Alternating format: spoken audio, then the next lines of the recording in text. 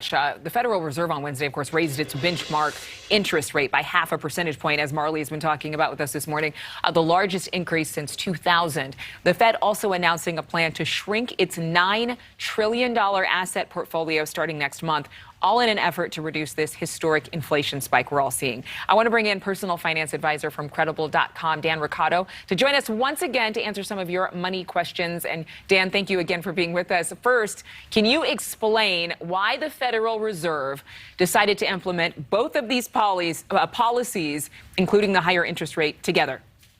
Yeah, good question. Hi, Adrienne. Good morning to you. Thanks for having me. So basically, we have this balloon out there, the economy. Think of it as a balloon, and there's a lot of air in the economy. What the Fed is trying to do is slowly take some air out of that balloon before it bursts in order to wrestle this beast that we call inflation to the ground, right? So they've got two ways to do that. And you mentioned both of them. One is make money more expensive, and that's what they're doing. They're raising interest rates.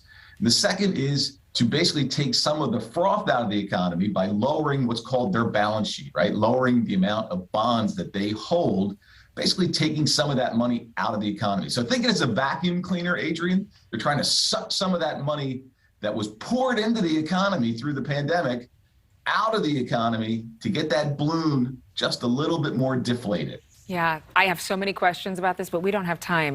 We've got to get to our viewer questions first. First, Brandon in Texas. Yep.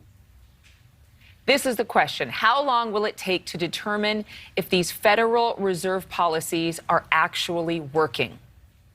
Brandon, we should know by about 10 o'clock this morning. No, I would love to tell you that, Brandon. I was like, okay.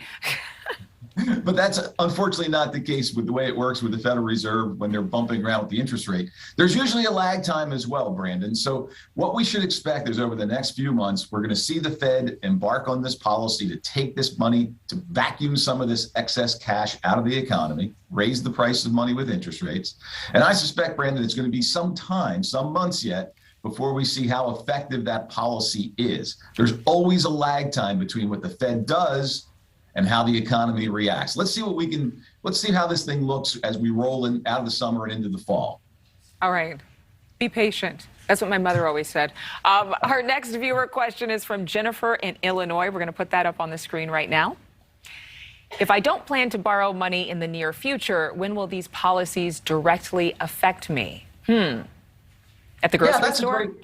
That's a great question.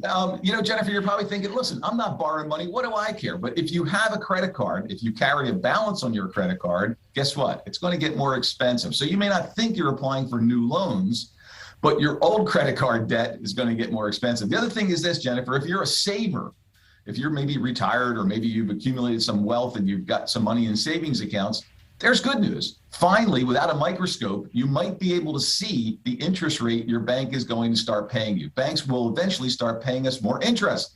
So that's good if you're a saver, Jennifer.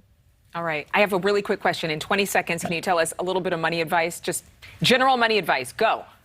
Yeah.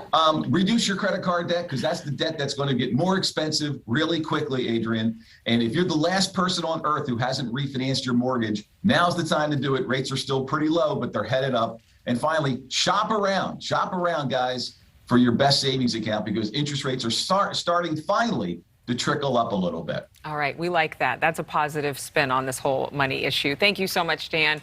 And thank you to all of our viewers for sending in questions. See you again soon, Dan. Bye. Appreciate you having me. Take care. Thank you. Have a great weekend.